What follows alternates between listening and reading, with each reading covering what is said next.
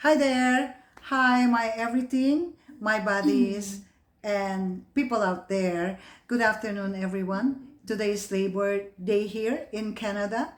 Now I have my beautiful niece.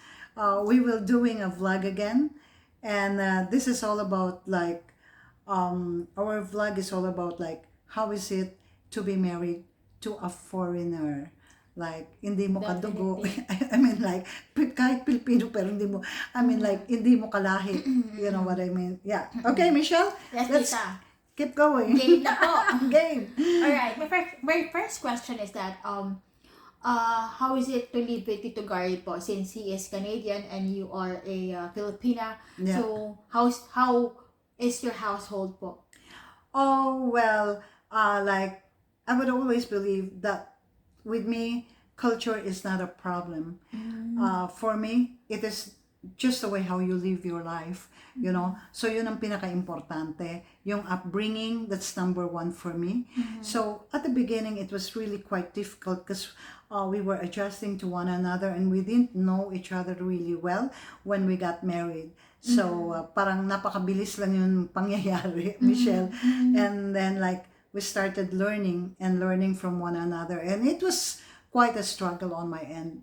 And do you think the communication, is there any communication barrier on your part po, especially when you're mad? Pag, di ba, ang Pilipino, nagmumura po pag galit. Oh, ayoko na magalit. Kasi I've heard those things Yeah. po na instead of, Yeah. I don't want to get mad anymore because parang ayoko na mapagod, nakaka-English. So, does it happen to you, Tita? Oh, well, with that, no naman, because like, for example, siya, when we have misunderstanding in the house or things like that, kaya Inglesero siya, ako Pilipino, but I will always try to, bring out whatever is, my point of view with what's going on with us. So I always, in short, I always answer back. But Tita is, speaks good English. So parang for me, it's not really hard for her to express her emotions because I live with them for a few days. And for a week, I think. Yeah. And I know how she is doing. But yeah, Tita is really good speaker. She is a good speaker. And by the way, Tita, how about the food?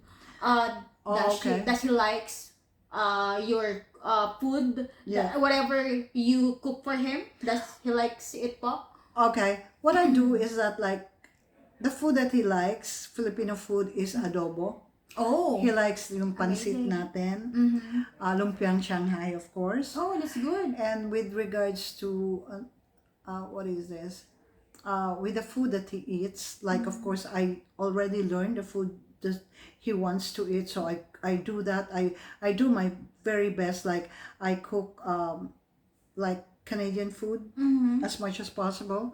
Though, well, wives would always try their very best to, I always believe that once, what do you call this? A man's, it's, ano na nga ba yun? Yung parang, one way to a man's heart is through his stomach. Yeah, Tita, tama yan. Nakalimutan ko na, hindi ko na alam sasabihin ko. Yeah. So that's one thing there. Well, I mean like, but it's so difficult at times because like I eat different foods. He doesn't like vegetables. Yeah. I like vegetables. And So, how about the rice po? We usually eat rice Yeah. 3 times a day po. yeah, So, yeah, he does not eat rice. Oh, okay. So I was. have you learned to Not adapt to with eat. his Yeah, culture? yeah. I have adopted like not eating rice, and that's good for my figure too. But of course, I make sure I eat at least like 4 times in a week. Okay. Yeah, that's Wow, it. that's good, Yeah. Tita. That's good to know. Yeah. So, how about parang tawag nito, oras ng tulog, or what time do you usually sleep? Oh, okay. Well, Or- he sleep late like around 11. Sometimes I sleep late too, like 12. okay. You know why? Because I take a nap in the afternoon. So if I take a nap like for 2 hours, what is going to happen is that I would go to bed like 12 or something. Oh, very late. Yeah. Sometimes it goes to bed like earlier than me, but he loves watching TV. So how about in watching TV po? What do you call this? Do you share the same channel or do you watch the same channel? Sometimes we do watch, of course, Netflix, but I'm not a TV person. Oh, okay.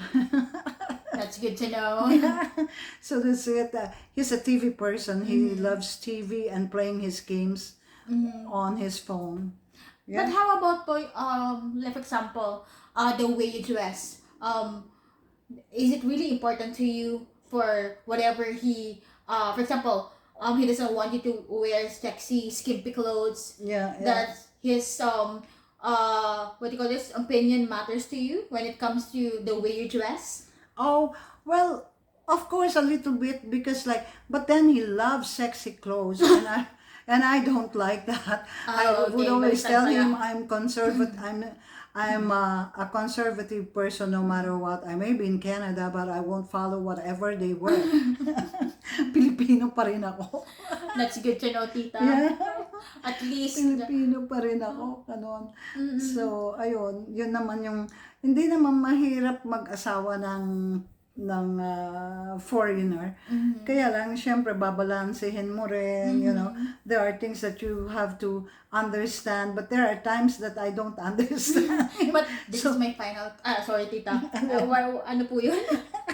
I'm like, as I said, like, babalansehin mo rin siya, but there are times that I find it hard. I don't understand him. There are times when we don't understand each other in terms of like, for example, point of view. So, kung minsan diyan kayo nagkakaano, kahit naman Pilipino. Yes po. Ayun. And this is my last and final question, tita. Are you happy with him? Sometimes I'm happy, sometimes I'm not. Well, that's how life is, you know. You cannot have everything in this world, sabi nga nila. So, pero syempre, nasa iyo naman yun eh. You just have to try to be happy no matter what. Alam mo yun? Kasi kung i-focus mo yung negativity in your life or in your marriage, then ikaw rin mahihirapan. So, at saka sabi nga nila yung nakaka-affect din ng health. And I'm not getting younger anymore.